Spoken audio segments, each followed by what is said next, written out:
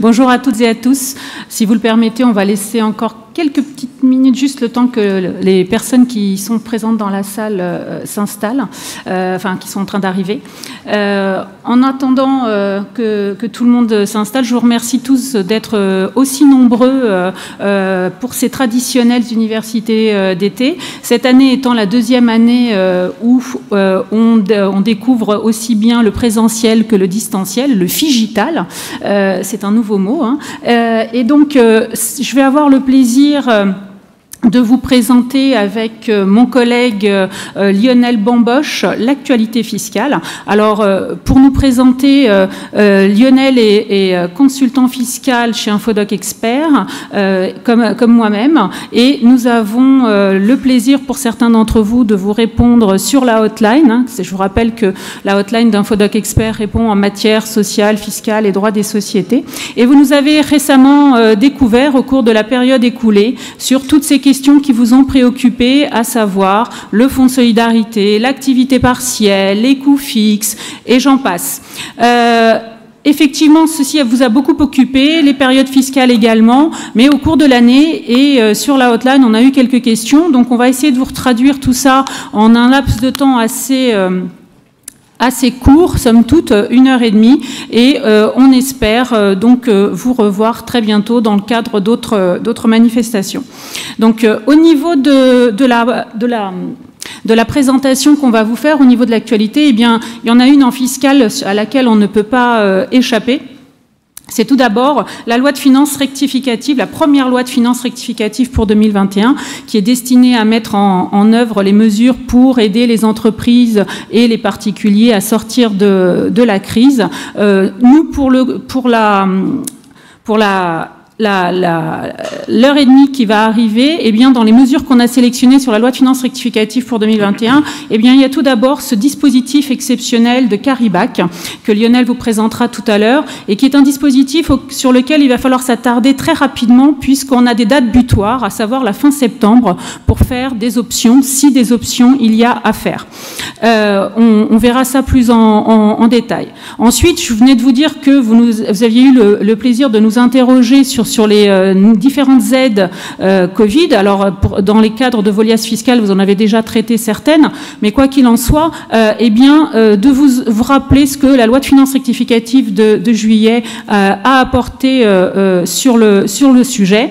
On parlera également des mesures, parce que c'est encore possible, sur les abandons de loyer. Alors, un peu moins favorable que ce qu'on a pu connaître dans le cadre des mesures avec le crédit d'impôt, mais on verra ça également tout à l'heure. Et enfin, on finira par une petite touche sur la réduction d'impôt pour souscription au capital de PME. Alors, je vous arrête tout de suite, on ne va pas voir que ça, puisque dans la foulée, on fera un panorama de la jurisprudence et de la doctrine administrative, parce qu'il s'est quand même passé certaines choses. Un dispositif, une décision de jurisprudence sur les revenus fonciers qui, somme toute, me semble plutôt favorable. On reviendra sur les critères d'appréciation de ce qu'est une holding animatrice, parce qu'effectivement, la holding animatrice est un sujet qui est très récurrent, pour lequel, en l'occurrence, beaucoup d'entre vous ont suivi d'ailleurs des formations, des séminaires, et la jurisprudence ne cesse d'apporter sa pierre à l'édifice pour préciser ces critères qu'on verra tout à l'heure. Les traditionnelles plus-values professionnelles avec les différentes jurisprudences qui sont venues préciser des mécanismes d'exonération que vous connaissez, mais qui, somme toute, nous paraissent assez maintenant connus, puisqu'ils ont été institués, il me semble, en 2005. Et puis, depuis, ça évolue parce que les textes, finalement, ne sont pas si clairs. Et donc, on abordera notamment des décisions sur l'exonération en cas de cession d'une branche complète d'activité, l'exonération des petites entreprises. On verra quelques points sur le traitement des clauses de garantie de passifs. Alors, une précision administrative sur les fonds de commerce, sur les provisions sur les fonds de commerce. Alors, j'aurais envie de vous dire que c'est un scoop, mais non. Vous allez voir que ce n'est pas encore la position qu'on attend tous depuis quelques années. Et enfin, on terminera par l'intégration fiscale sur la possibilité de pouvoir intégrer certaines sociétés nouvellement créées.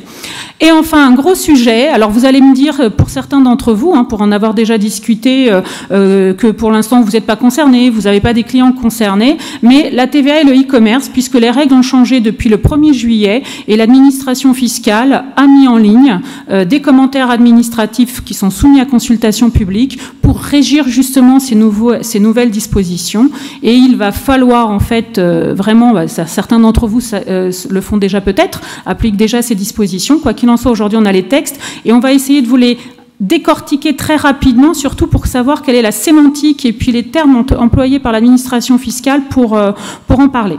Donc vous voyez un programme assez chargé sur 7h30 et puis si ce n'était pas suffisant, vous pouvez toujours nous retrouver soit en formation, soit sur la hotline. Et tout de suite, pour commencer, bien sûr, cette loi de finances rectificative.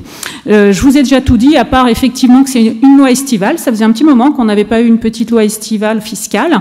Eh bien, cette fois-ci, c'était le cas, puisqu'elle a été publiée au JO le 20 juillet. Alors, on était en pleine campagne déclarative, on n'a pas eu l'occasion peut-être de se pencher sur toutes les dispositions, peut-être que certains d'entre vous oui, mais quoi qu'il en soit, voilà, on va voir toutes ces mesures dont je vous ai déjà parlé, et je laisse la parole donc à Lionel pour vous parler de l'imputation des créances de Caribac. Merci. Bonjour à tous, Lionel Bamboche, expert en droit fiscal. Alors les présentations ont déjà été faites, donc je vais rentrer dans le vif du sujet. Je vais vous parler d'une mesure de la loi de finances rectificative pour 2021, mais avant ça, on va faire un rappel sur les conditions de droit commun. Alors le Caribac, qu'est-ce que c'est? Comme vous le savez, c'est la possibilité d'imputer le déficit d'un exercice clos sur le bénéfice de l'exercice N-1, à hauteur du montant le plus faible entre 1 million et ce bénéfice. Et de là, ça vous donne le bénéfice imputable. Vous minorez ce bénéfice des bénéfices distribués, des bénéfices exonérés, des produits de propriété industrielle et des plus-values soumis à des taux réduits, et des bénéfices surtout, puisqu'on va en parler un petit peu après, des bénéfices qui ont donné lieu à un impôt payé au moyen de crédit d'impôt.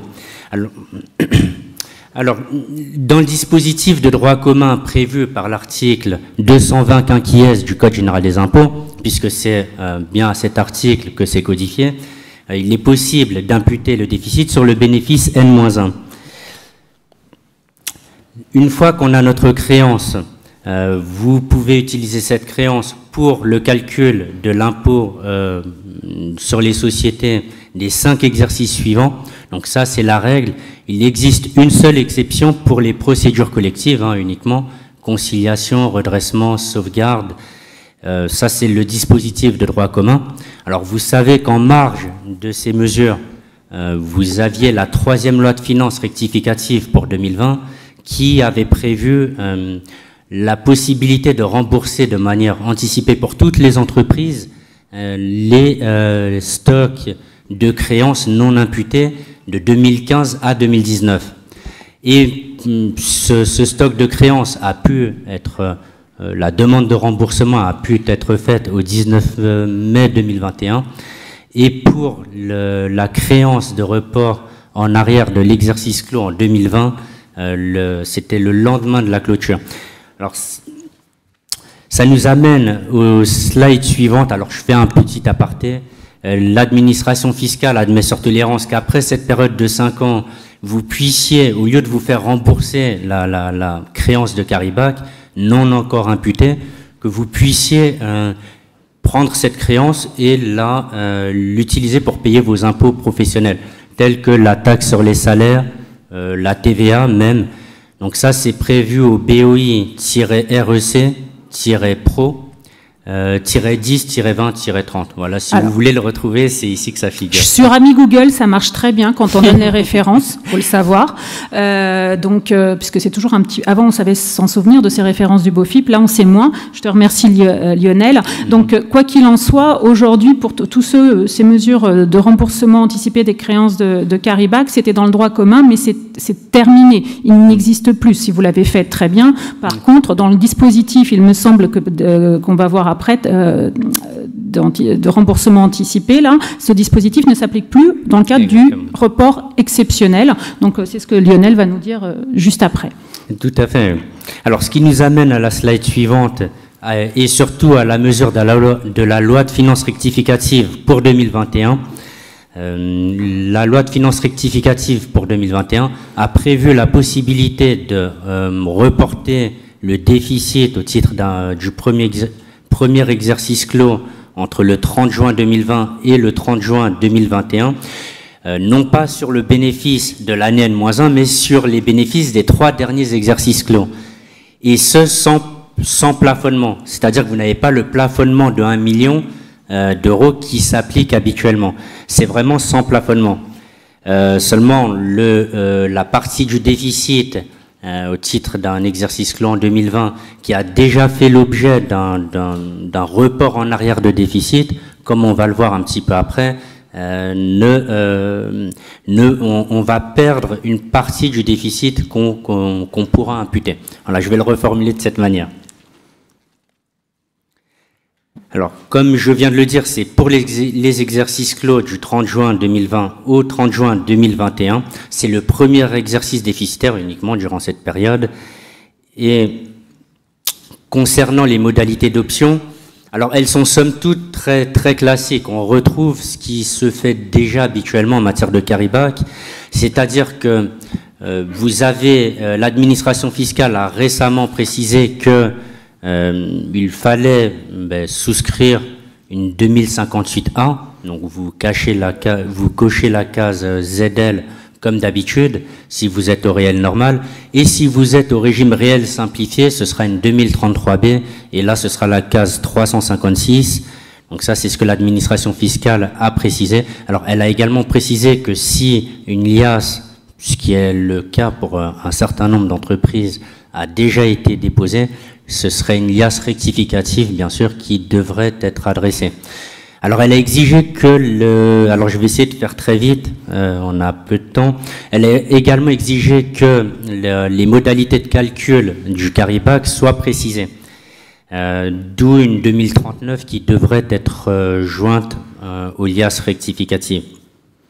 Alors, juste une petite précision, c'est qu'au moment où vous avez déposé vos liasses, les modalités de dépôt, enfin pour bénéficier de ce dispositif temporaire et d'imputation du Caribac, elle n'était pas encore précisée. Et là, en 2 temps, l'administration pendant l'été, comme elle a eu l'habitude dernièrement, elle a donné quelques indications sur son site internet qu'elle a ensuite complétées par l'instruction administrative. Raison pour laquelle, comme le disait Lionel, il y a toutes les entreprises, en l'occurrence, qui aujourd'hui vont vouloir faire ces options puisqu'elles sont dans le délai d'entrée en vigueur du dispositif.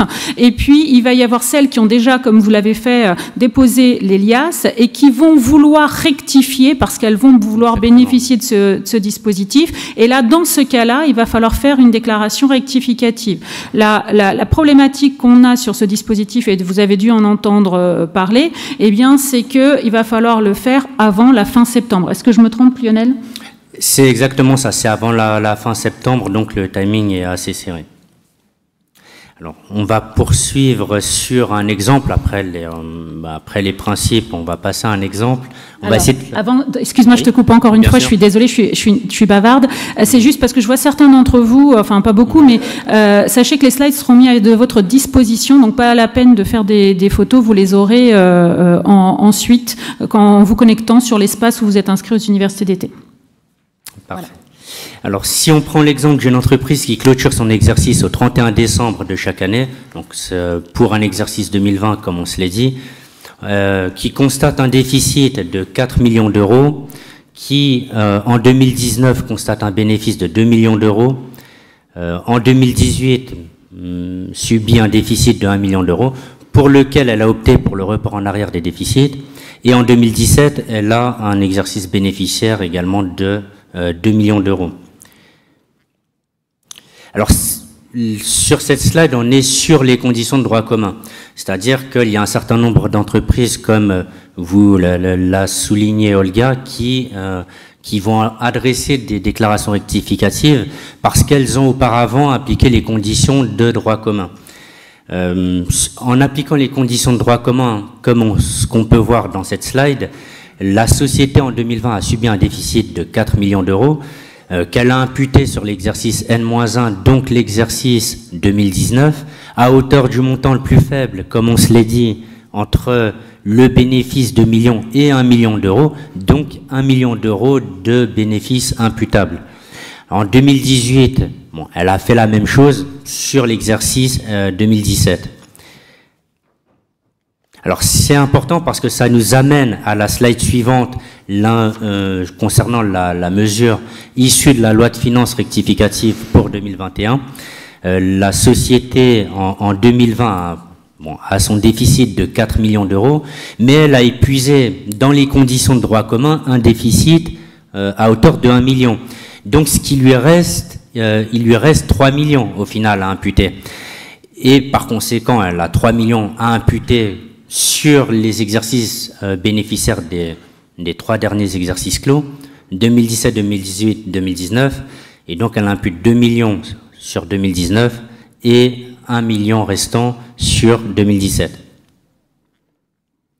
Alors, partant de là, l'entreprise étant éligible au taux réduit des PME de 15%, peut utiliser pour le paiement de l'IS une créance égale à, alors au titre de l'exercice 2019, 2 millions d'euros, comme on se l'est dit, qu'elle pouvait imputer, moins 38 120 euros fois 25%, plus 38 120 euros fois 15%, égale 496 188 euros. Alors je fais un tout petit aparté sur le taux de 25%. Pour la mesure issue de la loi de finances rectificative pour 2021, le taux à retenir pour calculer la créance est de 25%, soit le taux d'impôt sur les sociétés de 2022. Alors ce qui est en réalité une dérogation, puisque lorsque vous calculez une créance de carry-back, vous appliquez le taux d'impôt sur les sociétés de l'exercice bénéficiaire, donc d'un exercice antérieur qui aurait été plus favorable à mon sens, mais la loi de finances rectificative a prévu 25%.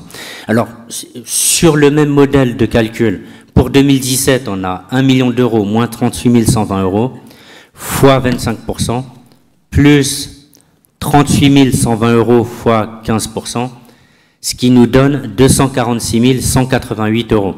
Donc, comme vous l'avez compris, notre créance de carry-back issue de la loi de finances rectificative pour 2021 va être l'agrégation, la somme des deux. Mais si j'ai bien compris le principe que tu as exposé tout à l'heure, le montant de cette créance devra tenir compte du montant de l'IS qu'on a déjà payé ou de la créance d'IS qu'on a imputée en 2017. Exactement, tout à fait, oui. Il faudra en tenir compte. Comme ce qui est prévu dans cette slide où on a une créance d'IS au titre de 2020, au titre de la première option dans les conditions de droit commun, alors qui est égale à 303 901 euros. Donc ça, c'est ce que la société avait eu à l'origine, en imputant son bénéfice 2020, enfin son déficit 2020 sur son bénéfice 2019. Et en dessous, ce qu'on peut voir, c'est que on a bien notre créance 2020 qui va être minorée de la créance de droit commun. Donc la partie du bénéfice, enfin, du déficit qui a été imputé sur 2019, soit nos 496 188 euros, et la partie du déficit qui a été imputée sur 2017, oui c'est ça, soit 246 188 euros qui sont retraités de ce que la société avait eu à l'origine, et donc nos 303 900 euros. Au final, la société a une créance de 438 475 €. Alors, l'objectif n'est pas de vous perdre. C'est vrai qu'un exemple comme ça devant l'Assemblée, ce qu'il faut savoir, c'est qu'aujourd'hui, en fait, pour tous ceux d'entre vous qui ont soit fait des reports en arrière de déficit, soit souhaitent faire des rectificatives, il va falloir se pencher sur ces modalités de calcul de la créance de carry-back pour pouvoir appliquer ces dispositions. Après, il y a plus simple, hein, si c'est ne pas le faire. Mais je pense que pour tous ceux qui ont du carry-back, il est important avant le 30 septembre. Alors je sais que vous avez une rentrée chargée et qui démarre sur les chapeaux de roue, mais c'est peut-être intéressant pour vos clients. Donc on est bien d'accord en plus, c'est qu'il s'agit là, ce dispositif temporaire, d'une décision de gestion. Et donc, si c'est une décision de gestion, comme toute décision de gestion, si je ne respecte pas le délai, eh bien, c'est tant pis pour l'entreprise. Elle ne pourra pas dire « j'ai oublié, je refais ». C'est vraiment jusqu'au 30 septembre. Donc, si vous avez des entreprises clientes pour lesquelles vous souhaitez faire un carry-back ou alors vous souhaitez, comment dirais-je, rectifier ce que vous avez fait lors de la dernière campagne, eh bien, c'est le moment, mais il faut le faire avant le 30 septembre.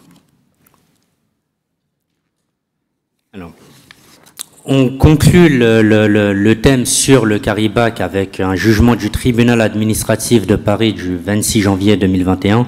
Alors, comme vous le savez, le déficit peut être imputé sur le bénéfice de l'année N-1 ou des bénéfices des 3 derniers exercices clos si on applique la loi de finances rectificative. Mais ce qui nous intéresse ici, c'est le bénéfice d'imputation doit-il être minoré de la partie du bénéfice qui a été payé avec un carry-back qui existait antérieurement, notamment. Donc la question est non, parce que la créance de carry-back n'est pas un crédit d'impôt. C'est une créance fiscale sur l'État qui donne lieu à une prescription quadriennale.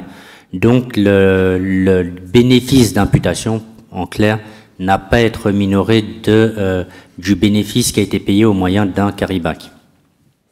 Merci Lionel. Donc en fait, pour poursuivre sur les mesures sur la loi de finances rectificative, un sujet assez vaste que vous maîtrisez désormais, mais c'est l'occasion de rappeler effectivement qu'il y a d'autres aides que le Fonds de solidarité. Vous vous souvenez, la loi de finances rectificative pour 2020 avait prévu qu'il était exonéré aussi de tout impôt, IR, IS, contribution, il y avait le Fonds de solidarité, puis on a eu la loi de finances pour 2021 qui avait ajouté à l'exonération du Fonds de solidarité les aides qui étaient versées dans le cadre du CPSTI, la Caisse nationale d'assurance vieillesse des professions libérales, la Caisse du barreau, et donc toutes ces aides étaient exonérées. Puis, on en a vu d'autres, hein, et c'est le cas de le dire, hein, tout au long des mois écoulés, eh bien, il y a eu d'autres aides qui ont vu le jour, et on se posait toujours la question de savoir, mais elles sont exonérées, pas exonérées, comment ça marche? Eh bien, maintenant, en fait, vous avez un tableau qui est juste derrière moi à l'écran, eh bien, qui vous fait le listing. C'est assez simple. Dans les aides qui sont effectivement dites exonérées, on a exclusivement, et pas d'autres, donc le Fonds de solidarité, ça c'est acté, les sommes qui étaient versées par les caisses de retraite complémentaires, et enfin, l'aide à la reprise d'un fonds de commerce. Je ne sais pas si certains d'entre vous ont fait bénéfice, enfin, vos clients ont bénéficié de cette aide. Donc, seules celles-ci sont exonérées. Toutes les autres, et donc quand je dis toutes les autres, c'est-à-dire toutes les aides qui sont destinées à compenser les coûts fixes, toutes les aides qui ont été, alors peut-être pas dans la région parisienne, mais aux exploitants des remontées mécaniques, tout ce qui était en rapport avec l'écoulement des stocks, les aides pour l'écoulement des stocks, suite aux restrictions d'activité qu'il y avait eu, eh bien toutes ces aides sont non exonérées, donc sont imposables. Aucun texte légal ne permet d'exonérer ces aides. Donc pour résumer, hein, il y a 3 grandes catégories: fonds de solidarité, les aides versées par les caisses de retraite complémentaires et la reprise d'un fonds de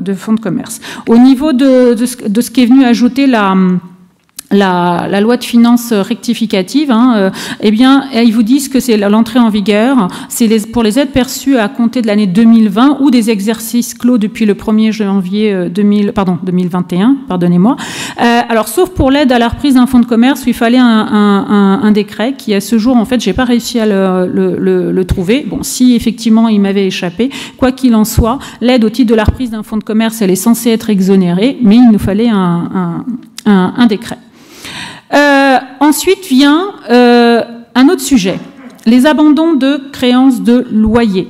Au cours de la dernière période fiscale, vous avez eu des clients qui ont bénéficié de la part de leurs propriétaires bailleurs d'un abandon de loyer. Au niveau de l'abandon de loyer, vous avez, dans le cadre je parle au passé, deux avantages dans le cas de l'abandon. Vous aviez le traitement au niveau du résultat fiscal de cet abandon de loyer, dont on a des règles particulières, et à cela s'ajoutait un crédit d'impôt lorsque on avait un abandon de loyer au titre du mois de novembre 2020. Donc, dans le cadre des dernières clôtures, vous avez eu ces deux choses-là, pour ceux qui étaient concernés, à traiter. Le traitement fiscal au niveau du résultat et le traitement au niveau du crédit d'impôt. Ce qui m'amène à la chose suivante, c'est que le crédit d'impôt, si vous en avez bénéficié pour cet abandon du mois de novembre 2020, très bien, mais cette mesure-là n'a pas été reconduite. D'accord ? Elle n'existe plus.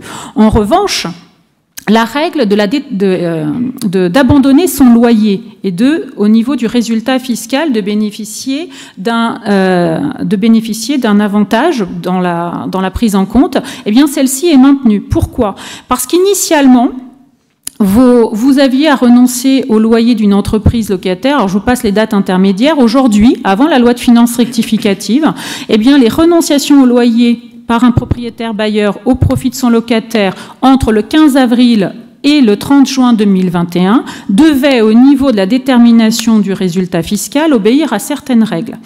Ces règles-là ont été reconduites par la loi de finances rectificative pour tous les abandons de loyer réalisés jusqu'à la fin de l'année 2021. Alors, ça veut dire quoi ? Ça veut dire que si vous avez encore à l'avenir, dans le cadre de la période que je viens de citer, des abandons de loyer, au niveau du résultat fiscal, alors, si le bailleur relève des revenus fonciers, on lui dit que cet abandon n'est pas imposable en l'occurrence, même s'il n'est pas imposable sur les sommes qu'il a abandonnées, il pourra malgré tout déduire les charges correspondantes. Attention toutefois, si l'entreprise locataire est exploitée par un ascendant, descendant ou membre du foyer fiscal, pour que cette règle s'applique, il faudra justifier par tout moyen, d'accord, des difficultés de trésorerie de l'entreprise locataire. Sachant que quand on parle de pas d'imposition en revenu foncier, la plupart d'entre vous se disent c'est normal, on est en revenu foncier, on n'a pas encaissé, on n'impose pas. Sachez que ce n'est pas cette règle-là qui s'applique alors on arrive à la même solution, mais ce n'est pas ce qui s'applique. L'absence d'imposition qui s'applique ici, pourquoi on dit ça ? C'est qu'on fait le distinguo entre le locataire qui ne paye pas, parce qu'il ne veut pas payer, et le propriétaire qui peut avoir la disposition de son revenu, mais qui refuse de le recevoir. Ce sont deux choses différentes. Quoi qu'il en soit, aujourd'hui, jusqu'à la fin de l'année, si un bailleur qui relève des revenus fonciers et qu'il n'y a pas de lien de dépendance abandonne son loyer, au niveau de la détermination de son revenu foncier, il ne sera pas imposable dessus et il pourra quand même déduire ses charges. Alors, si le bailleur relève des BIC, on lui permet de déduire cet abandon de loyer de son résultat imposable, et ce, sans justification. Attention par contre, encore une fois, comme pour les revenus fonciers, cette règle ne s'applique que si l'entreprise locataire n'a pas de lien de dépendance avec le bailleur. Et si par contre il y avait un lien de dépendance, on revient aux règles de droit commun pour qu'une aide que j'accorde, moi, à un tiers, donc le propriétaire bailleur, entreprise bailleresse qui va accorder un abandon de loyer, il va falloir pour que cet abandon soit déductible que j'arrive à démontrer qu'il s'agit d'un abandon à caractère commercial et que ça relève d'une gestion normale. Parce que je vous rappelle que dans le cadre des aides entre entreprises, qui relèvent du BIC ou de l'IS, pour qu'une aide elle soit déductible, il faut qu'elle présente un caractère commerciale et qu'elle relève d'une gestion normale. En revanche, parce que sinon, si c'est pas une aide à caractère commercial, c'est une aide à caractère financier, et si financier, c'est non déductible.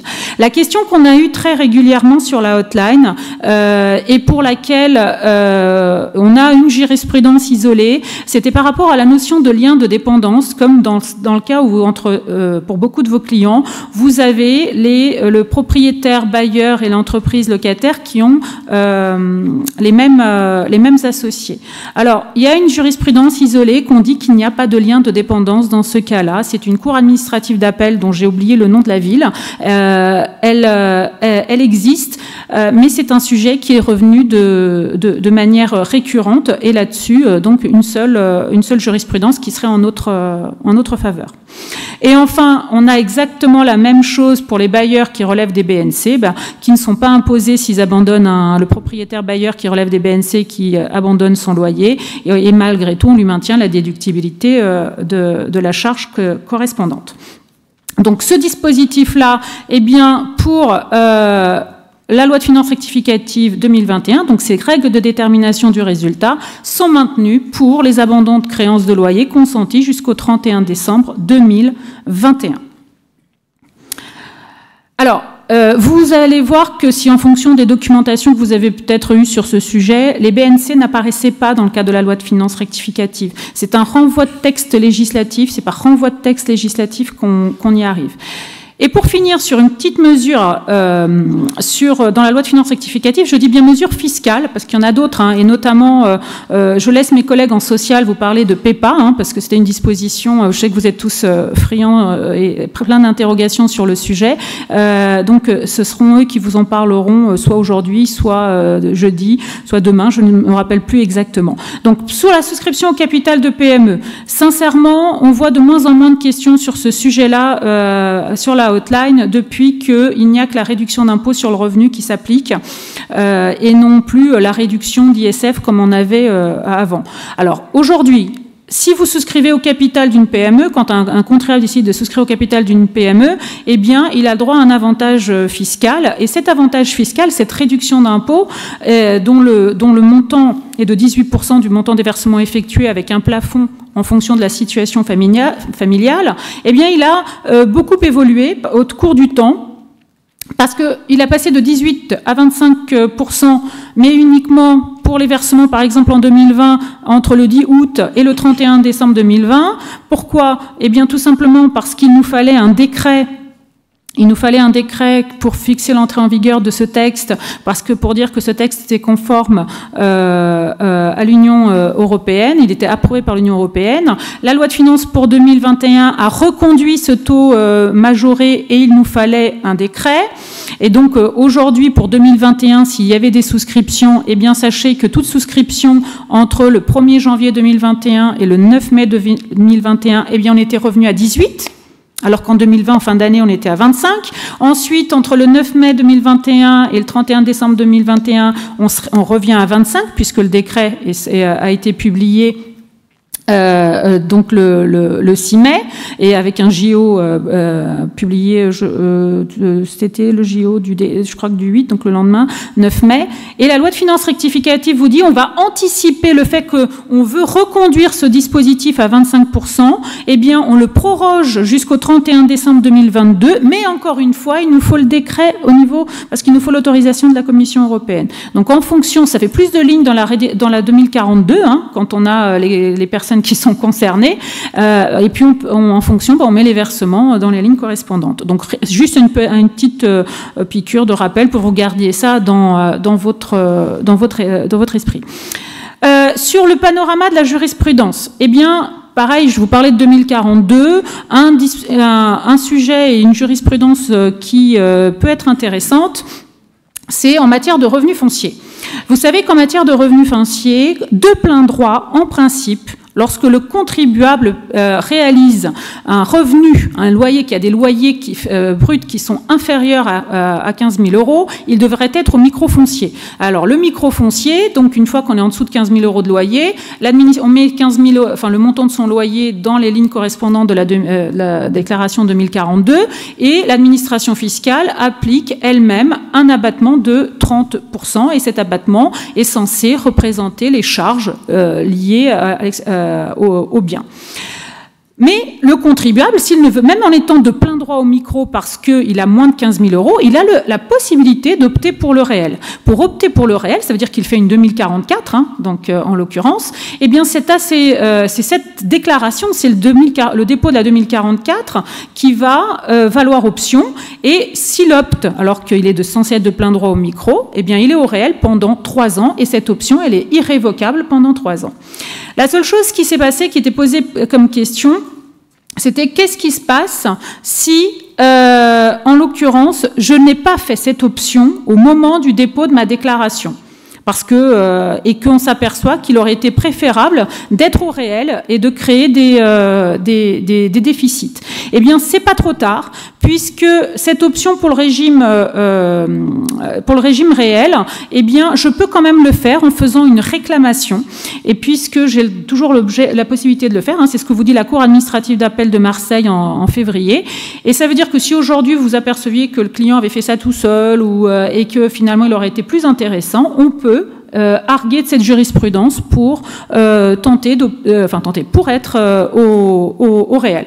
Donc pourquoi? Eh bien parce que tout simplement cette option, quand dans la loi, il n'est nulle part écrit que si on ne fait pas l'option jusqu'au dépôt de la déclaration de la 2044, on perd la faculté d'opter pour le réel. Puisqu'il n'y a rien qui est dit, eh bien à ce moment-là, c'est en tout cas l'argument qui est mis en avant par la Cour. Enfin, autre sujet qui fait couler beaucoup d'encre, c'est le caractère animateur d'une société holding. Alors, le caractère animateur d'une société holding, la définition, elle nous a toujours été donnée initialement, hein, j'entends, par la doctrine administrative. Et la raison pour laquelle le caractère animateur d'une société est important, il est simple, c'est que si ma holding, elle est animatrice, ça veut dire, dans la plupart des dispositifs, et je vais vous dire ensuite lesquels, elle est considérée comme exerçant une activité commerciale, et si elle exerce une activité commerciale, elle peut bénéficier des régimes de faveur, pacte du Treil, abattement pour dirigeants partant à la retraite. Allez, je me fais plaisir et je parle de la souscription pour capital de PME. Eh bien, c'est important. En fait, le caractère animateur est surtout réservé, en général, pour les dispositifs dits patrimoniaux, plus qu'autre chose. Alors, qu'est-ce que c'est que cette définition de la holding animatrice? Eh bien, tout simplement, c'est que si on reprend les critères qui nous sont donnés par la doctrine depuis toujours, hein, donc par l'administration, si je lis littéralement, c'est une société qui, outre la gestion d'un portefeuille de participation, participe activement à la conduite de la politique du groupe et au contrôle de ses filiales et rend, le cas échéant, à titre purement interne, des services spécifiques, alors qu'ils soient administratifs, juridiques, comptables, financiers, immobiliers. Là, on n'a rien. En fait, cette disposition-là, c'est du français. En fait, concrètement, vous avez 2 critères qui font qu'une holding est animatrice. C'est le fait qu'elle participe activement à la conduite de la politique du groupe et au contrôle des filiales. Le fait de rendre des services, parce que pendant des années, on a cru que le fait de rendre des services rendait la holding animatrice, n'est pas suffisant. Ce n'est, comme le dit le texte, le cas échéant. Donc là, la langue française est bien faite. Et donc, ce critère ne l'est pas. Donc aujourd'hui, cette définition a été, au fur et à mesure du temps, agrémentée par la jurisprudence. Et là, au cours de ces 3-4 dernières années, c'est pléthore de jurisprudence, raison pour laquelle vous avez vu que même des webinaires ont été faits sur le sujet. Et donc, ce qu'on nous dit effectivement, c'est que ce caractère animateur, pour qu'il soit déterminant, encore faut-il qu'il soit exercé si l'activité d'animation est prépondérante. C'est l'activité principale de la holding. Et donc, au cours de l'année, nous avons eu plusieurs dispositions. Puis, sachant aussi une chose, c'est que d'un côté, on a le Conseil d'État qui a donné ces critères, qui récemment, en fait, et notamment en mars 2021, auquel la Cour de cassation, donc avec 2 juridictions différentes, mais 2 instances haute cour, eh bien, les critères, en l'occurrence, donc vont dans le même sens. Et aujourd'hui, on est là en train de vous dire, et notamment la Cour de casse, en l'occurrence, pour que la holding soit animatrice, il faut que non seulement elle ait les moyens d'animer le groupe, enfin les filiales, mais en plus, il faut qu'elle les mette en œuvre ces moyens, parce que ça ne suffit pas d'avoir des moyens dans la holding, encore faut-il les mettre en œuvre. Et en plus de ça, il faut qu'elle contrôle la société opérationnelle. Alors la notion de contrôle est beaucoup plus facile à déterminer que la notion de mise en œuvre des moyens, et c'est bien souvent le cas, c'est ce que j'appelle de l'encre sur le papier. Il faut formaliser ces rapports entre la holding et la société fille, puisque sinon, pour justement savoir comment sont mis en œuvre ces moyens. Et donc, par exemple, la Cour d'appel de Colmar a eu à juger en avril dans un cas où en fait la holding elle n'avait qu'un rôle d'assistance, c'est-à-dire qu'en l'occurrence elle avait des moyens, mais c'était juste pour assister ses filles, mais il était spécifiquement prévu dans les documents internes que la holding ne pouvait prendre aucune décision sans l'accord des filles en dessous. Donc autant vous dire, alors c'est très schématique ce que je vous dis là, mais c'est pour ça que je vous dis que la façon dont les conventions d'animation sont rédigées ont leur importance. Je ne vous cache pas qu'une remise en cause du caractère animateur d'une holding, c'est par exemple sur un pacte du trade, la remise en cause de 75% d'abattement sur la transmission qui est faite. Ce n'est pas rien. Pareil, la Cour administrative d'appel de Bourges, que j'ai vue à la dernière minute, là, le 19 août, eh bien, elle rappelle ce qu'avait déjà dit la Cour de Cars en disant, eh bien, effectivement, pour établir qu'elle est animatrice, il faut que la holding dispose des moyens d'animer ses filiales, mais qu'elle les met effectivement en œuvre, eh bien, notamment dans la prise de décision. Alors, et j'ai entendu certains de vos confrères me disent, on met en place des comités stratégiques, des comités de pilotage, voilà, il faut vraiment mettre en œuvre les choses pour que, en cas de contrôle, l'administration ne remette pas en cause la qualification donnée. Alors, nous avons également d'autres jurisprudences, notamment sur les plus-values, mais je vais m'arrêter un petit peu, je vais laisser la parole à Lionel. Alors, dans l'actualité de ces derniers mois, voire de cette dernière année, ce qu'il y a pu y avoir en matière de plus-value, ça concerne l'article 238 quindices du Code général des impôts. Donc, l'exonération en fonction de la valeur des éléments cédés.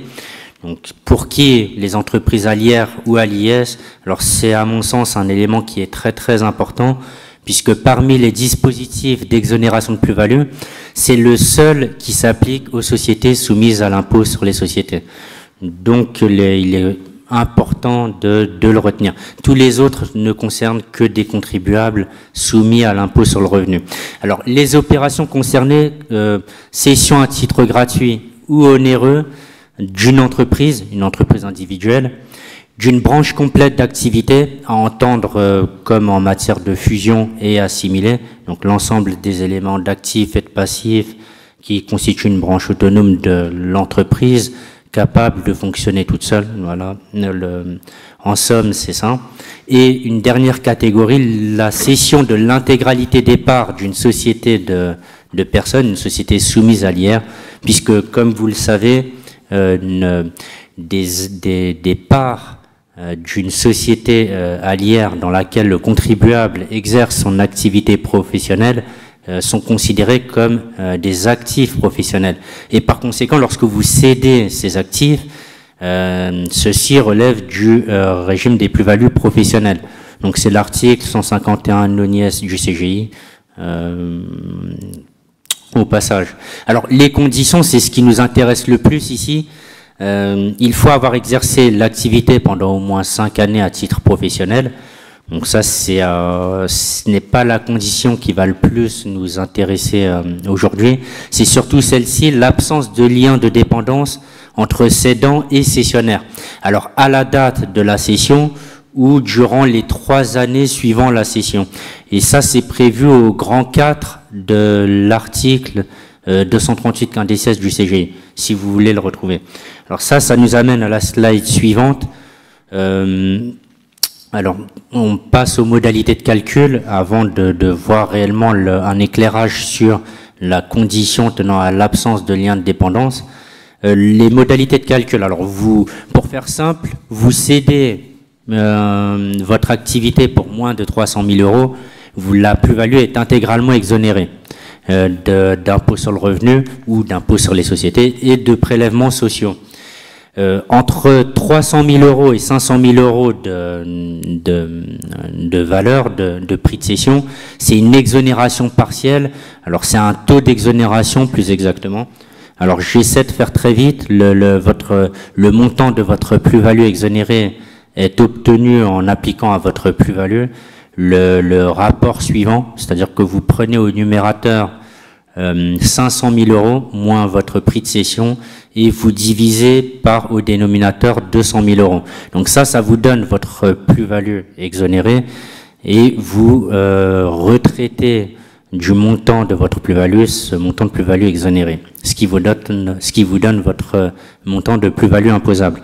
Voilà pour les modalités de calcul, parce que ce qui va le plus nous intéresser, c'est bien sûr l'actualité. C'est un arrêt de la Cour administrative d'appel de Lyon du 6 mai 2021. Alors je vais le reformuler, je vais me détacher un petit peu des slides, parce que ce qui s'est passé un petit peu plus exactement, la petite histoire, c'est que on avait une SCP qui a vendu un fonds de commerce à une CELARL. Alors c'était une SCP de vétérinaire et une CELARL de vétérinaire également.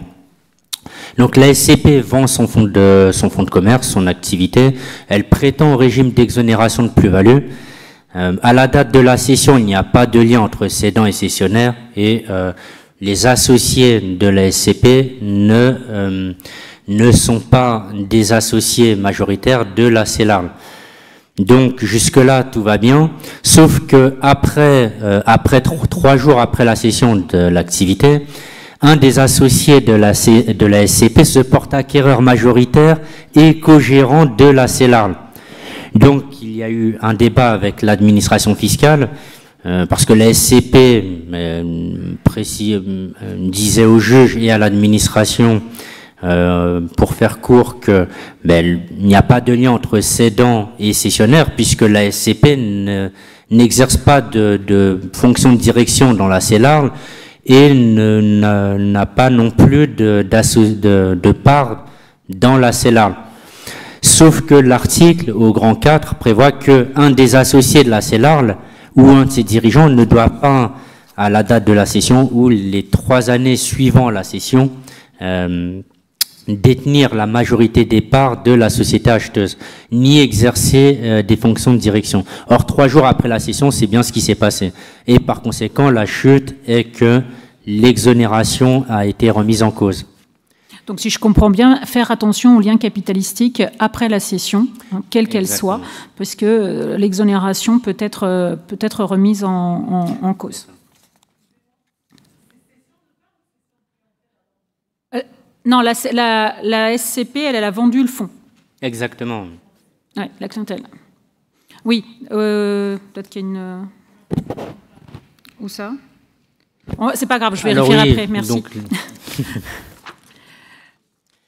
Alors, un autre arrêt, qui est l'exonération des petites entreprises que vous connaissez tous. Alors, les conditions, vous les connaissez dans la plupart du temps. Ce que je te propose, Lionel, c'est sur une des conditions pour l'application de ce texte, c'est le fait d'exercer l'activité pendant au moins 5 ans. C'est ça, c'est ce que... C'est exactement ça. Oui, parce que le seuil de recette, vous le connaissez tous. Vous allez me dire, oui, mais des petites entreprises, oui, mais il y en a encore quelques-uns. Et pour bénéficier de cette exonération, il faut avoir la condition des 5 ans. Et la raison pour laquelle, et après je te donne la parole, c'est que la condition de 5 ans, elle existe pour tous les dispositifs d'exonération des plus-values. On ne s'y attache pas toujours en se disant, mais oui, ça fait tant d'années qu'il exerce l'activité, et donc on est tranquille, pas de problème. Faites attention, la notion même d'appréciation des 5 ans pour l'application de ces dispositifs, et pas uniquement pour ceux des petites entreprises, peuvent avoir une incidence. Alors, dans l'arrêt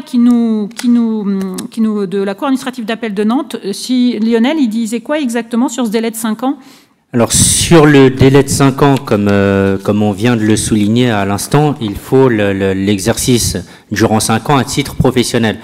Même si un contribuable exerce plusieurs activités. C'est tout l'objet de cet arrêt de la Cour administrative d'appel de Nantes du 28 janvier 2021. L'histoire concernait un contribuable qui exerçait 2 activités. Une première activité de BTP, qu'il exerçait depuis très longtemps, plus de 5 ans, et une autre activité d'expertise judiciaire dans laquelle il s'était récemment lancé. Et c'est cette activité qui posait problème, parce qu'il a cédé un élément d'actif afférent à cette activité, et donc toute la question était de savoir si il respectait la durée de 5 ans, alors qu'il exerçait plusieurs activités. Alors comme la slide le montre très bien, les juges rappellent aux contribuables que le délai de 5 ans s'apprécie activité par activité, donc exit la durée d'activité de la société de BTP depuis plus de 5 ans pour se focaliser uniquement sur la durée d'activité d'expertise judiciaire. Alors, en bas à gauche de la slide, ce qu'on voit, c'est que le contribuable a démontré des éléments de plus de 5 ans, mais qui n'étaient pas probants pour démontrer sa qualité de professionnel de l'expertise judiciaire. C'est-à-dire qu'il avait uniquement des attestations à des instituts de formation, une attestation à un hôtel de police en vue de sa désignation comme expert, mais ne le désignant pas comme expert en tant que tel. Et donc, ces éléments, même si ceux-ci avaient plus de 5 ans, n'ont pas été retenus par les juges. Alors, ça n'apparaît pas dans la slide, mais dans l'arrêt, ça apparaît très bien. Il n'y a qu'un élément qui était probant pour le contribuable. C'était un document du tribunal administratif de Nevers qui le désignait en tant qu'expert judiciaire dans un procès. Sauf que cet élément avait moins de 5 ans. Il était probant, mais il avait moins de 5 ans, et donc il n'a pas été considéré comme étant professionnel depuis plus de 5 ans, et donc l'exonération est tombée. Voilà pour l'exonération des petites entreprises. Je vais redonner la parole à Olga. Donc en somme, sur ces 2 jurisprudences, c'est les absences de lien entre le cédant et le cessionnaire pour certains textes, et l'autre, les 5 ans d'activité auxquels il faut faire attention. Alors moi, je vais juste m'attarder sur un sujet que vous maîtrisez. Pour preuve, il faut voir la jurisprudence ou les doctrines administratives qui nous sont données, mais je vais le rappeler puisque ça a été donné. C'est sur les clauses de garantie de passif. Lorsque vous avez des cessions, dans le cas des rachats de sociétés, eh bien effectivement, il faut garantir à l'acheteur qu'après la cession, s'il y a des dettes, s'il y a des surestimations d'actifs, enfin, je ne vous apprends rien. Qu'est-ce qui se passe si la clause est activée et que des indemnités sont versées? Alors j'en ai profité pour vous rappeler ce que les conséquences tant pour l'acheteur que pour le vendeur, fiscalement. Eh bien, l'acheteur, lui, s'il perçoit cette indemnité, eh bien déjà la jurisprudence, et elle est ancienne, elle date de 81, eh bien, va vous préciser que cette indemnité qui est perçue par l'acheteur, elle viendra pas, lorsqu'il y a une cession de titre, en moins du coût de revient, puisque la société, elle a des titres qu'elle a achetés, elle les a inscrits à l'actif pour un montant, elle perçoit une indemnité, et bien cette indemnité-là, elle ne viendra pas en moins du coût de revient des titres qui sont inscrits à l'actif du bilan. Non, ce que vous dit la jurisprudence, et vous avez un arrêt du Conseil d'État, c'est qu'en principe, cette somme, en fait, cette indemnité, eh bien, elle est taxable, elle est comprise dans les résultats imposables dans les conditions de droit commun.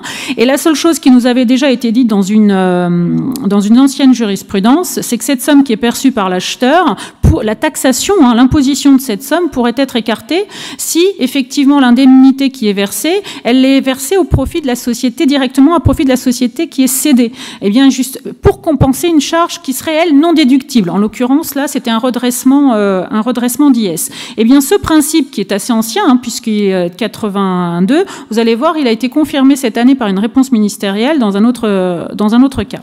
Alors, pour le vendeur, quelles sont les conséquences de cette indemnité? Eh bien, c'est une charge déductible au taux de droit commun. La seule chose, c'est qu'on a, au regard des jurisprudences, alors elles sont plus ou moins écartées dans le temps, hein, puisque si on s'en tient à la Cour administrative d'appel de Paris en 93, eh bien cette somme, elle est déductible, mais uniquement à hauteur de la part qui excède le prix de cession des titres, alors que la Cour administrative d'appel de Douai, elle déduit l'intégralité de la somme chez le vendeur. Donc on est chez le vendeur, c'est déductible aux conditions de droit commun, mais encore faut-il, alors j'ai tendance à dire que je préfère la version de Douai, puisque je vais déduire l'intégralité, mais quoi qu'il en soit, sachez qu'il y a quand même des décisions qui ne disent pas la même chose. Et en février, une réponse ministérielle en février, et là en l'occurrence, cette clause a été mise en œuvre et elle a été versée directement à la société cédée. Et dans cette réponse, en l'occurrence récente, eh bien, on rappelle que elle sera, cette somme, donc par l'acheteur, imposable si elle est destinée, cette somme, à compenser une charge qui est elle-même déductible, et qu'elle sera non imposable si elle est destinée à compenser des charges qui ne sont pas déductibles. Et en l'occurrence, l'exemple, c'était des pénalités, puisque les pénalités ne sont pas déductibles, qui étaient infligées en raison des faits antérieurs à la cession. Donc, attention à ces clauses de garantie quand on les perçoit, qu'est-ce qu'elles couvrent exactement. Enfin, juste très rapidement, puisque je vois le temps passer et que on a un sujet quand même à la fin qui est un petit peu plus lourd.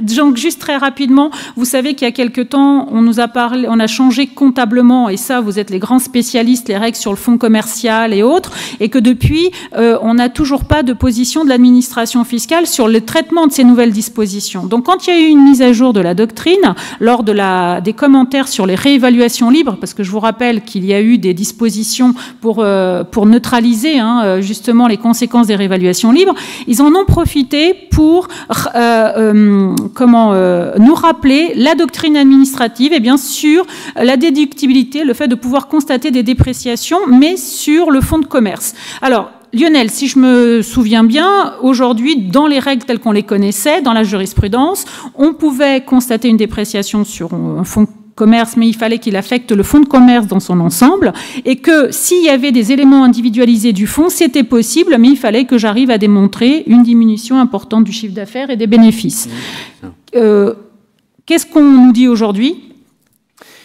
Alors aujourd'hui, aujourd'hui c'est la même chose, ça n'a pas bougé, tout repart d'un article 38 sexies de l'annexe 3 au Code général des impôts.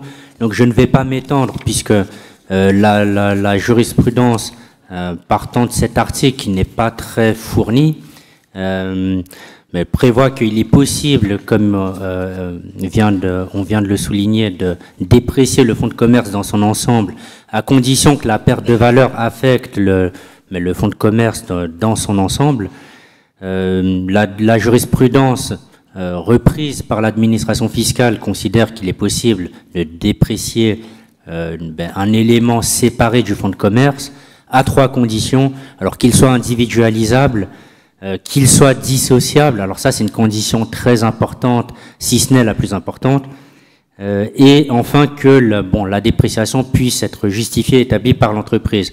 Alors petit aparté sur la notion de dissociabilité, un des paramètres les plus importants concerne le rattachement, par exemple s'il s'agit d'une marque, c'est le rattachement de la clientèle à cette marque.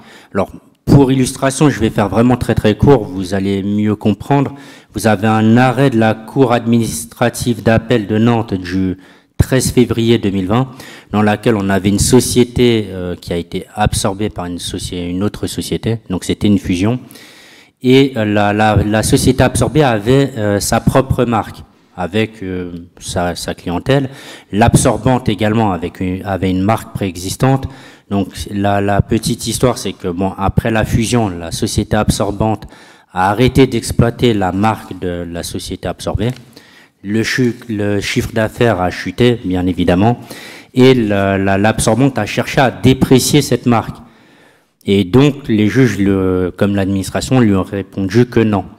Donc pour quelle raison? Parce que la marque n'était pas dissociable de son fonds de commerce. Parce que en absorbant, en reprenant la marque de l'absorbé, et en arrêtant d'exploiter, qu'est-ce qui s'est passé? C'est que la clientèle de l'absorbé s'est déversée dans la clientèle de la marque de l'absorbante rattachée à son fonds de commerce. Et donc la marque n'était pas dissociable de son fonds de commerce. Voilà, ça c'est pour une illustration de la condition qui est somme toute la plus importante. Alors on va poursuivre sur quelque chose, ouais, sur juste un rappel, puisque c'est pas ce que les immeubles soient détruits tous les jours, mais quoi qu'il en soit, comme la jurisprudence était assez ancienne, lorsqu'on vous avez un élément et notamment un immeuble qui est détruit, il y a une perte, il y a une charge, et donc savoir quel est le traitement fiscal. Les anciennes jurisprudences vous disaient que si la destruction de l'immeuble est en fait en vue d'en édifier un nouveau, eh bien la perte que vous allez constituée, qui est égale à la valeur résiduelle de cet immeuble dont vous ne vous servez plus, eh bien, elle doit être incorporée à la construction du nouvel immeuble. Par contre, si ce n'est pas dans le but d'édifier un nouvel immeuble, c'est une perte, tout simplement.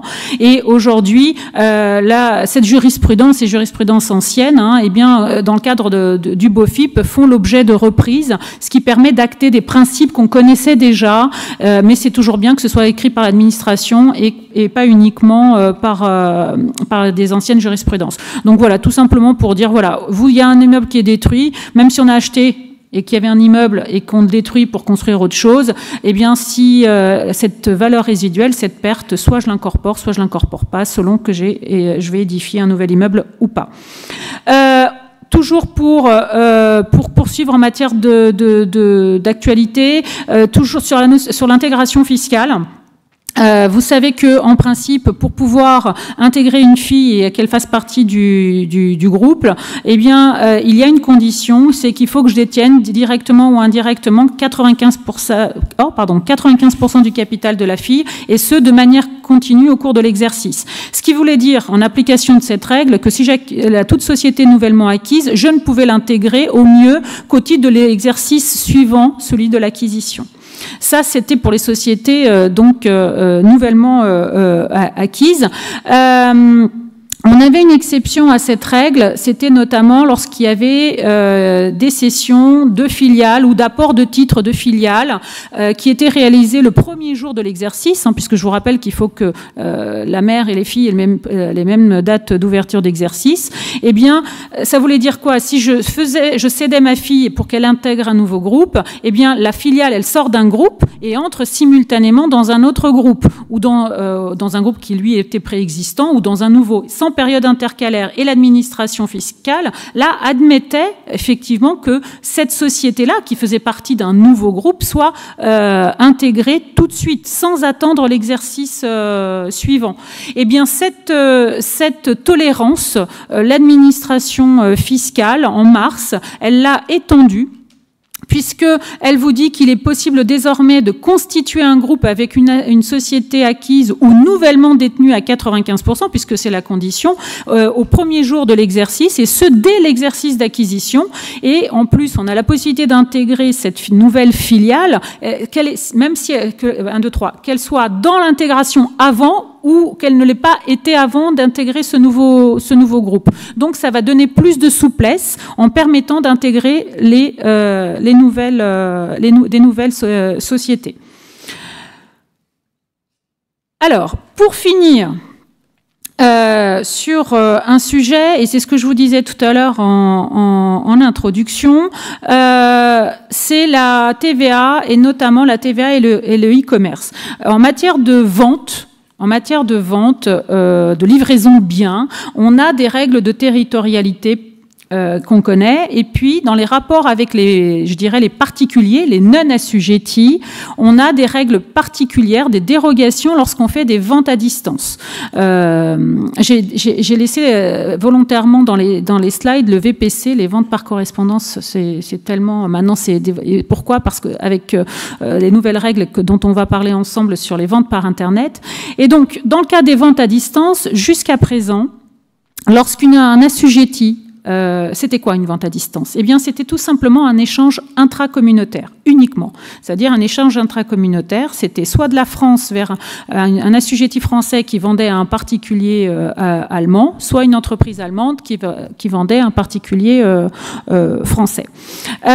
Et donc il fallait que ce soit donc des échanges intracommunautaires. Donc on transportait les biens, il fallait qu'il y ait un passage entre guillemets de frontières, même si on n'a plus.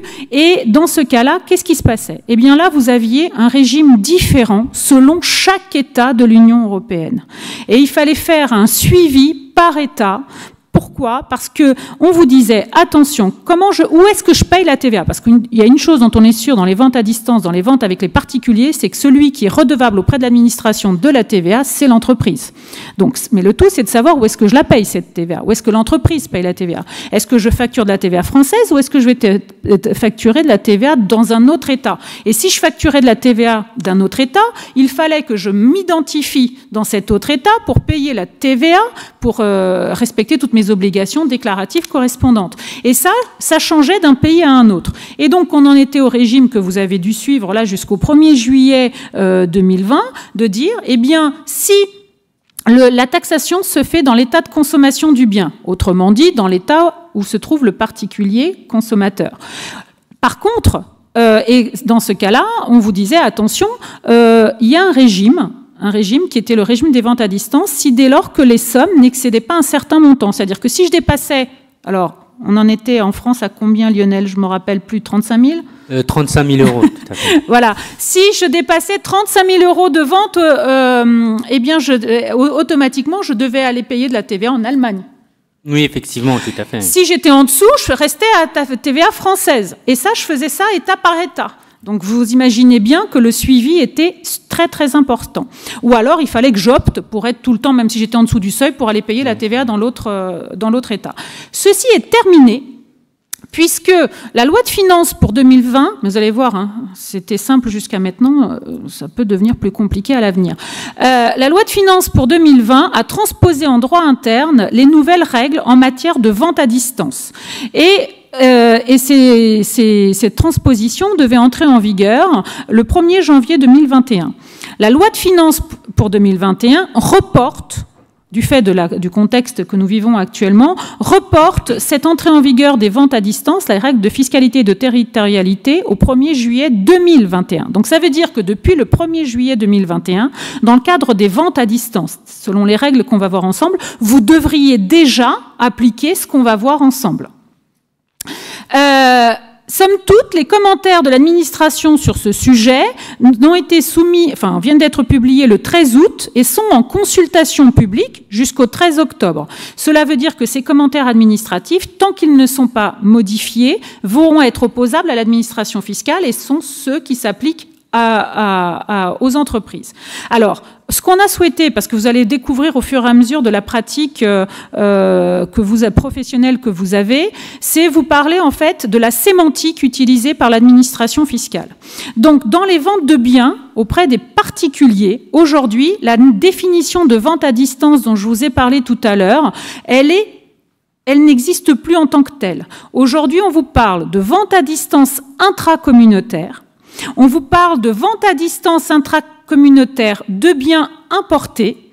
On vous parle de vente facilitée au moyen d'interfaces électroniques. Et en fonction de la situation dans laquelle vous vous trouvez, vous aurez des règles de territorialité, de redevable. Alors le redevable sera toujours une entreprise, bien entendu, un assujetti, mais ça peut être le redevable l'entreprise, comme ça peut être la plateforme. Et ensuite, attaché à ça, vous pouvez, et bien entendu, utiliser le guichet unique que certains d'entre vous connaissent peut-être pour des prestations de services électroniques qui existaient déjà. Alors, si je reviens à cette définition, donc aujourd'hui je suis un professionnel assujetti, j'ai des rapports avec des particuliers et je fais une vente à distance intracommunautaire. Donc jusque-là, je dirais que c'est assez simple. Par contre, il y a ce qu'on appelle les ventes à distance intracommunautaire de biens importés. Les VAD-BI, comme ils les appellent dans leur jargon désormais. Eh bien, à l'intérieur de ces ventes à distance intracommunautaires de biens importés, ils distinguent les ventes directes des ventes indirectes. Les ventes directes, ça veut dire quoi? C'est-à-dire que l'État membre d'importation et l'État membre de destination finale, c'est-à-dire de consommation par le consommateur, sont les mêmes. Autrement dit, c'est par exemple le cas, il y aura des petits schémas tout simples ensuite, c'est le cas d'un fournisseur américain qui va mettre ses biens en Italie avant qu'ils ne soient vendus en France. Je viens de l'inventer, hein, mais vous voyez, donc là c'est indirect, pardon. État membre d'importation et État membre de destination finale différents. Par contre, ça peut être aussi mon Américain qui a un stock en France et qui ensuite va vendre en France. Donc là, on est en direct. Donc l'État membre d'importation et l'État membre de destination sont identiques ou alors ils sont différents. Et enfin, on a ces mêmes dispositions. Alors, et c'est un nouveau terme que vous allez découvrir, en tout cas si vous lisez cette doctrine, les ventes facilitées au moyen d'interfaces électroniques. Je ne les cite pas, mais vous voyez tous de qui je parle. On les traite d'assujettis facilitateurs, c'est-à-dire qu'ils sont réputés avoir acquis et livré le bien. Autrement dit, ils sont comme des intermédiaires opaques. Ils achètent pour revendre. D'accord ? Et quand on est en fait en plus, il faudra faire attention, c'est que si on vend via des interfaces, il faudra dans certains cas, et notamment lorsque la valeur des envois sont inférieures à 150 €, passer obligatoirement par les guichets uniques qui ont été mis à disposition et dont je vous parlerai juste après. Donc, aujourd'hui, une vente à distance intracommunautaire, vous voyez mes 3 blocs, eh bien, en principe, ces ventes à distance dites intracommunautaires qui sont toujours entre je vous rappelle, un assujetti professionnel vis-à-vis d'un non-assujetti. Eh bien, en principe, la règle veut qu'on soit taxé au lieu d'arrivée ou d'expédition du bien, c'est-à-dire le lieu de consommation. Ça, c'est la règle. Mais comme en fiscalité, c'est connu, il y a la règle et puis il y a l'exception, eh bien, on va être imposé au lieu de départ dès lors que le montant annuel de l'ensemble des opérations que le professionnel va réaliser sont inférieures à 10 000 €. Mais 10 000 € pour l'ensemble des États. C'est-à-dire qu'il suffit que vous ayez plusieurs États, vous dépassez 10 000 €, eh bien, vous allez devoir aller, en principe, et on verra sur quelle modalité, dans chaque État pour payer la TVA propre à chaque État. Alors, qu'est-ce que ça comprend, ces 10 000 €? Et c'est là, en plus, en plus d'être un seuil global et unique, eh bien, ce seuil de 10 000 € non seulement vise les ventes à distance, les ventes à distance, mais également les prestations de télécommunications, les prestations de services fournis par voie électronique. Vous avez un client qui vend, qui a des vidéos, qui loue des vidéos, tout ce qui est dématérialisé, des cours en ligne, ça rentre. Il peut les fournir à des gens qui sont des particuliers qui sont ailleurs. Et donc, de ce fait, on sera dans ce seuil de 10 000 €. Ça va aller très vite, hein, ce seuil de... Donc, je ne suis taxé, si j'applique ça à la France, si je ne suis taxé en France que si je suis en dessous des 10 000 €. Ou alors parce que j'ai opté pour aller être taxé dans les autres États. Donc, autrement dit, je fais une vente auprès de quelqu'un qui est dans un État de l'Union européenne. En principe, j'ai une taxation en France si je ne dépasse pas le seuil des 10 000 €. Si je dépasse les 10 000 €, eh bien, je vais devoir aller facturer la TVA du pays en question. Et c'est là où le guichet unique... Madame? Monsieur? Il y a quelqu'un qui se sent bien. Il faut appeler la sécurité, s'il vous plaît. Il y a quelqu'un qui s'est senti mal.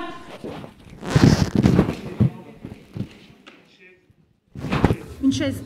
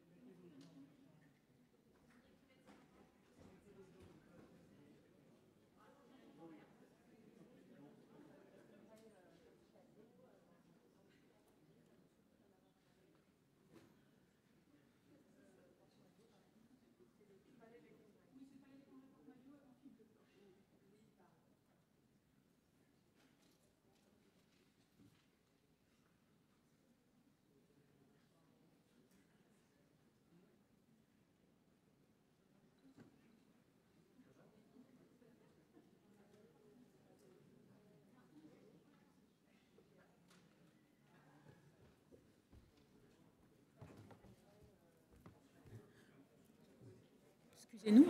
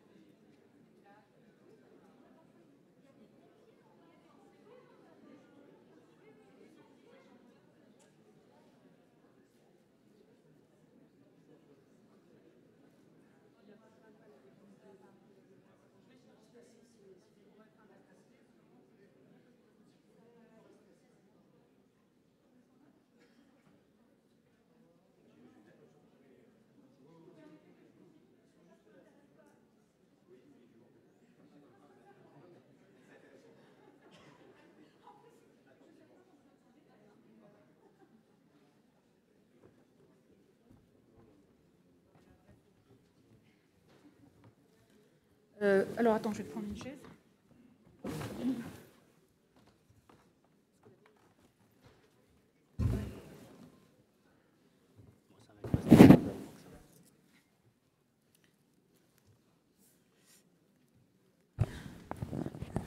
Alors, le monsieur semble aller, je dirais, à peu près bien. Il m'a autorisé, il nous a autorisé à ce qu'on reprenne, je vous assure. Voilà. Alors, je ne sais plus où j'en étais, mais je vais retrouver mes esprits. Alors, je disais, si vous avez donc un assujetti français qui va vendre à quelqu'un, un particulier qui est dans l'Union européenne, et ne me faites pas ça, eh bien, à ce moment-là, la taxation se fera en France dès lors qu'on sera... Ah, alors voilà, les pompiers ont laissé passer. Dès lors qu'on sera en dessous des 10 000 euros. Ensuite, par contre, si on fait l'inverse, c'est-à-dire que vous avez un professionnel dans l'Union européenne, parce que certains d'entre vous ont des clients aussi dans l'Union européenne et qui ont à vendre des biens, même à des particuliers en France, eh bien, l'imposition de cette opération, de cette vente à distance, se fera en France si... puisque le principe veut que ce soit le lieu d'arrivée. Mais par définition, en l'occurrence, ça pourra se faire aussi dans l'État membre de départ, si là-bas, ils sont aussi en dessous du seuil de 10 000 euros. Attention, le seuil de 10 000 euros est pour nous, en principe, il est pour tout le monde, mais vérifiez bien qu'on n'ait pas d'exception en fonction de vos clients. Alors après, c'est ce que je vous disais, vous vous souvenez de mes 3 grands blocs ? Je suis désolée, hein, c'est perturbant, mais je m'inquiète au même temps. Les ventes à distance dites de biens, alors les ventes à distance de biens importés, ça n'existait pas avant. Avant, rappelez-vous, je vous ai dit tout à l'heure que ce qui existait, c'était que des échanges intracommunautaires. Aujourd'hui, on est en train de vous dire, moi, fournisseur français, je vais aller acheter des biens en Chine, aux États-Unis, je les stocke en Italie, en France, en Allemagne, et ensuite, après, je les vends à des particuliers. Et là, je vais être dans le cadre des nouvelles dispositions, dans le cas des ventes à distance de biens importés, soit directes, soit indirectes. Et par exemple, donc, une importation directe, ce sera le cas du bien en France parce que, en fait, le fournisseur aux États-Unis a stocké les biens en France et ensuite ça a été vendu à partir de... Donc, ce fournisseur américain va vendre à des particuliers français, mais à partir de la France. Et eh bien, là, en l'occurrence, faire très attention, et c'est là où ça commence à se compliquer, puisqu'on vous dit... Merci, madame. Et c'est pour ça qu'on vous dit qu'en fait, l'imposition en France de ces ventes à distance de biens importés, on vous dit que c'est dans 2 cas. Et alors là, vous voyez, on commence déjà, ce qui semblait jusqu'ici à peu près simple, à compliquer. Le premier cas, c'est lorsque le vendeur s'inscrit, parce que la TVA, il y a sur 2 opérations dans ce cas-là. Il y a la TVA à l'importation, parce que vous avez des douaniers en France, Mais dans certains cas, vous pouvez avoir des douaniers à Francfort, je sais pas, à Rome, en Italie, quoi. Et c'est pas toujours évident. Donc savoir où est-ce que, alors dans quel cas où est-ce qu'il y aura de la TVA là, sur l'importation. Déjà, le vendeur s'est inscrit comme destinataire de la marchandise, mais ça c'est le droit commun. On est d'accord, Lionel, sur une importation. La TVA, elle est due par le destinataire de la marchandise. Donc, si le destinataire de la marchandise, dans ce cas-là, se désigne, c'est le fournisseur lui-même, eh bien, il y aura de la TVA à l'importation. Ou alors, vous dit-on, si la vente à distance de biens importés a lieu via une plateforme, et c'est ce que je vous disais tout à l'heure, et que le montant de l'envoi qui a été fait est inférieur à 150 €. Encore une fois, cette importation, cette vente à distance sera taxable en France si on utilise, en fait, le fournisseur américain va utiliser le guichet dit non UE, parce que en fait, ils vont pouvoir utiliser, on est d'accord, Lionel, hein, que tout ce qui est en dehors tous les fournisseurs en dehors des pays de l'Union européenne vont pouvoir, en s'inscrivant sur le guichet unique, déclarer et payer la TVA, mais uniquement si l'importation est inférieure à 150 €. Donc, vous voyez, il va falloir faire le distinguo sur les différentes opérations.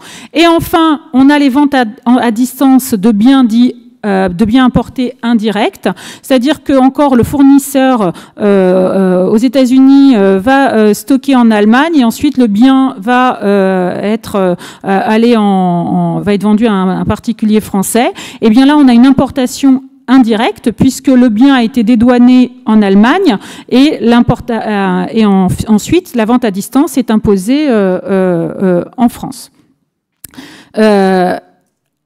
Donc pour résumer, il faudra faire attention où est-ce que je dédouane. Est-ce que je dédouane en France ou est-ce que je dédouane dans un autre pays, pour savoir si je suis dans une vente à distance de biens importés, directe ou indirecte. D'accord ? Encore un autre, alors là je l'ai fait à l'envers, hein, c'est-à-dire que le client final c'est un particulier allemand. Eh bien, il y a toujours une vente indirecte, sauf que le stockage par le fournisseur il se fait en France, le dédouanement se fera en France, et ensuite la vente à distance de biens importés, elle, au particulier, elle se fera la taxation en Allemagne. Ça, ce n'est que pour dire où est-ce qu'on paye la TVA. Après, les modalités pour payer la TVA, c'est via le guichet. C'est le guichet qui sera déterminant pour vous. Et enfin, vous vous rappelez mes 3 petits blocs, on en arrive aux livraisons aux moyens d'interface électronique qui sont réputés acquérir et livrer le bien. Et là, en l'occurrence, ce système, qui s'appelle le système dit de l'achat-revente des interfaces des plateformes, eh bien, ne pourra s'appliquer que dans 2 cas.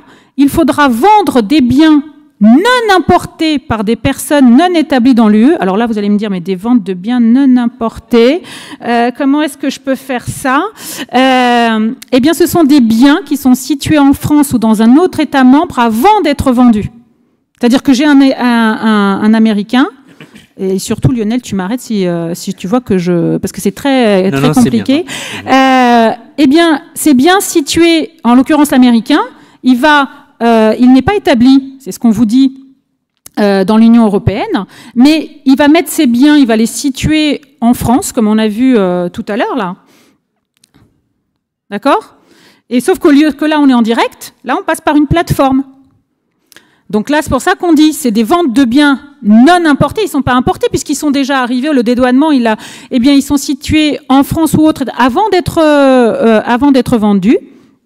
Et le vendeur est non établi dans l'UE. Donc automatiquement, si je n'ai pas ces 2 conditions-là qui sont respectées, je ne peux pas être dans le cas dans le régime réservé d'achat-revente aux livraisons aux moyens d'interface. Et il y a un autre cas, c'est les ventes à distance de biens importés n'excédant pas 150 €.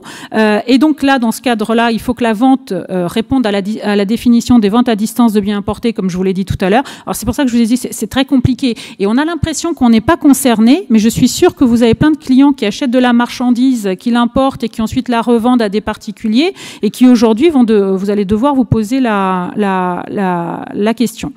Donc, bien distinguer lorsque pour être dans le régime, en fait, pour être dans le régime des livraisons au moyen d'interfaces électroniques, c'est pour être dans le cas des intermédiaires dits opaques. Parce que dans ce cas-là, dans les deux cas qui sont là, le redevable, ce ne sera plus le fournisseur de la TVA, mais ce sera l'interface. C'est lui qui deviendra redevable de la TVA pour le compte des autres.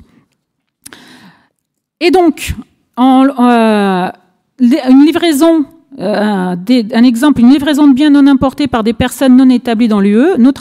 En fait, le fournisseur américain qui va vendre un non assujetti français, mais la marchandise, elle est déjà située en France parce qu'il l'a acquise en France, par exemple, tout simplement, ou parce qu'il l'a fabriquée en France, tout simplement. On peut être aussi dans un... Et il n'est pas établi. Hein, alors, c'est là où la différence... C'est pas ma journée. Hein.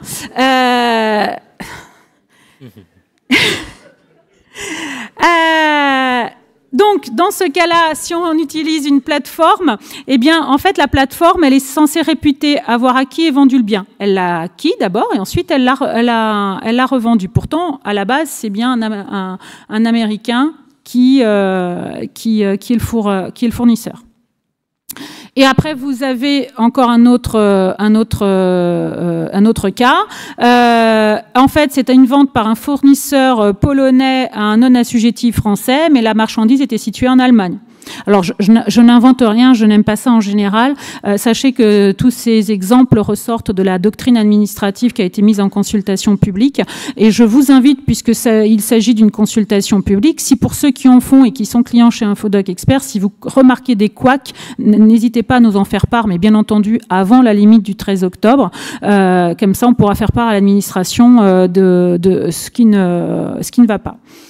Et enfin, je vous disais que tout ceci change les règles pour déterminer qui est le redevable et qui ne l'est pas. Alors, comme je vous disais, il faut un assujetti pour reverser cette TVA. Eh bien, ce qu'on a compris de ce qui a été mis en consultation publique, si c'est une importation en cas de vente à distance de biens importés, eh bien, le redevable peut être l'assujetti facilitateur, donc à savoir la plateforme. En fait, on vous dit dans tous les cas, sauf lorsque la vente à distance de biens importés est supérieure à 150 €. D'accord ?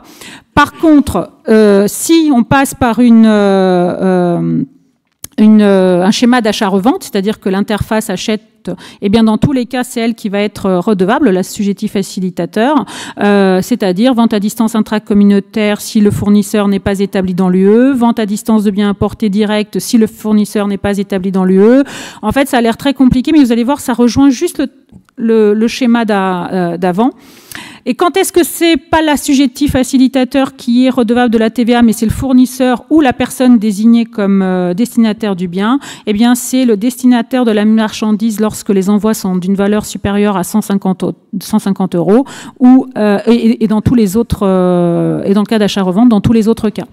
Donc aujourd'hui, même si je passe par une plateforme, j'ai des règles pour que ce soit la plateforme qui est redevable. Si je suis moi assujetti, il faut aussi que ce soit moi le redevable. Et dans ce cas-là, si c'est moi le redevable, je vais venir tout de suite à mes schémas, ça c'est ce que je viens de vous dire. Eh bien, j'ai les guichets uniques qui vont m'aider. Et il y en a de 3 catégories. Alors attention, le système du guichet unique est optionnel. Il ne s'applique pas de plein droit. D'accord. Et donc, vous avez... Alors, il y a des grandes lettres avec signes. Moi, je distingue le non-UE, l'UE et les plateformes. D'accord. Et donc, sur le guichet unique, donc si j'opte, eh bien, je vais opter pour tout ce qui est non-UE, pour toute la TVA sur les prestations de services dont le lieu d'imposition est l'Union européenne ou tout assujetti non-UE qui interviendrait... dans le cadre de ces opérations, le guichet pour les opérations dans l'Union européenne sur les prestations de services, les ventes à distance intracommunautaires, les livraisons domestiques, c'est-à-dire France, c'est-à-dire que le bien est en France alors que je l'avais, et qui sont facilités par des interfaces. Puisque l'interface, en fait, elle est supposée l'avoir acquis, mais le bien est déjà en France et il le revend à un particulier français. Et le cas d'interface pure, c'est-à-dire que pour tous les envois, parce qu'il est obligatoire, dès lors que l'envoi, il est inférieur à 150 €. Sachant que, alors je suis désolée, les informations assez complexes, il y a beaucoup d'informations. lorsque vous êtes dans le cadre de l'utilisation du guichet unique et que en plus l'envoi est inférieur à 150 €, dans les deux cas, eh bien, votre importation, quand vous avez à dédouaner, en France en tout cas, elle est exonérée. Est-ce que je dis une bêtise, Lionel? Non, non, c'est bien ça. C'est-à-dire que en plus, il est obligé de dire oui. Je n'ai pas.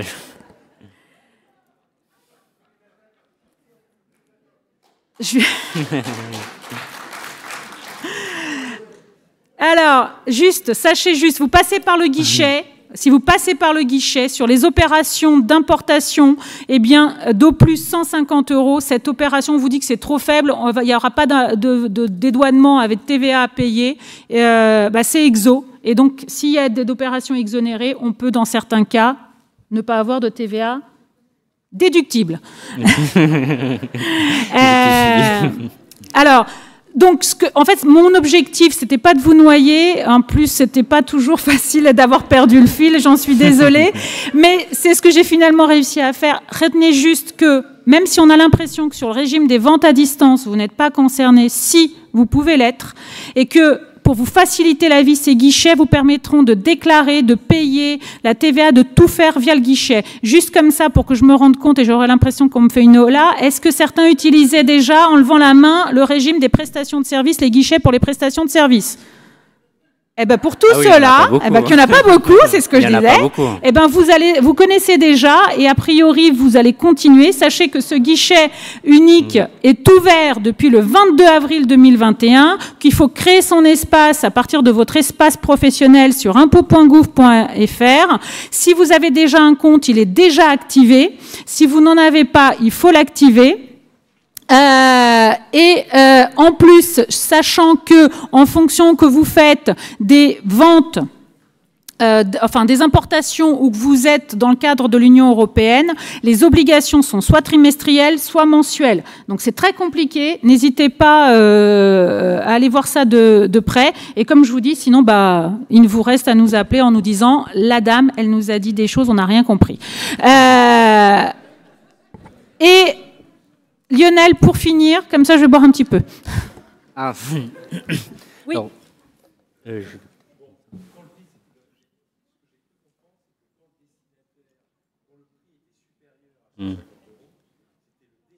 Oui, le droit commun. Non, c'est ce que je disais, le redevable, c'est toujours soit le fournisseur, soit...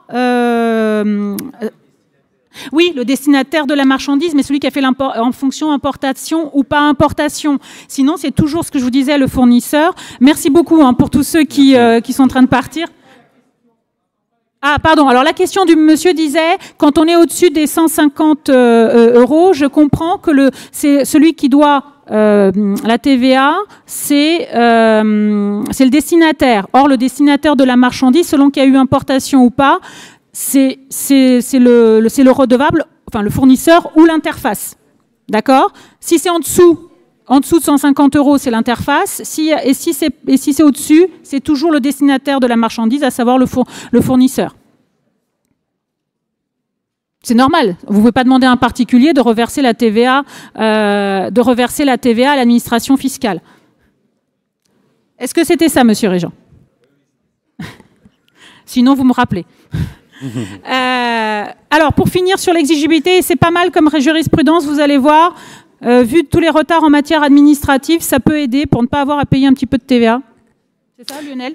Oui, tout à fait. Alors, on va finir avec l'exigibilité de la TVA et surtout sur les acomptes. On va faire très court, ce sont nos dernières slides. Alors, comme on peut le voir dans cette slide, pour les livraisons de biens meubles corporels, classiquement, l'exigibilité et le fait générateur se produisent lors du transfert du pouvoir de disposer d'un bien comme un propriétaire. Alors sous ce terme théorique, pour faire court, c'est un transfert, puisque c'est une notion communautaire, c'est un transfert juridique et un transfert économique. Donc il faut qu'il y ait le transfert juridique, que l'acquéreur ait le transfert juridique, échange des consentements en principe et il ait physiquement le bien.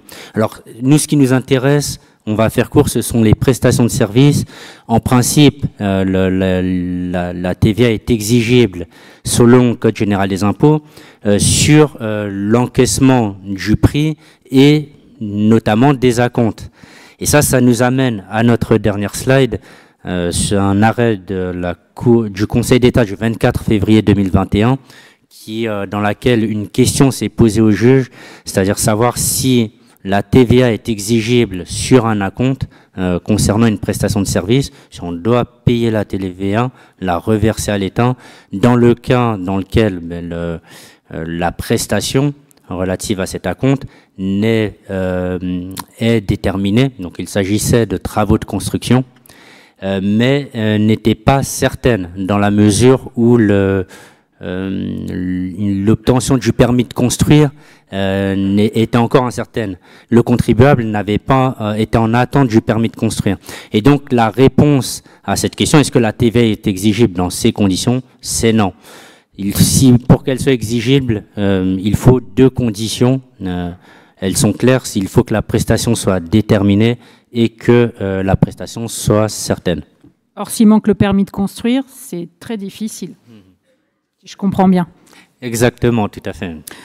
Écoutez, merci à tous, merci à ceux qui sont en distance, merci à vous d'être là. Merci beaucoup. Ça fait du bien et surtout à très bientôt.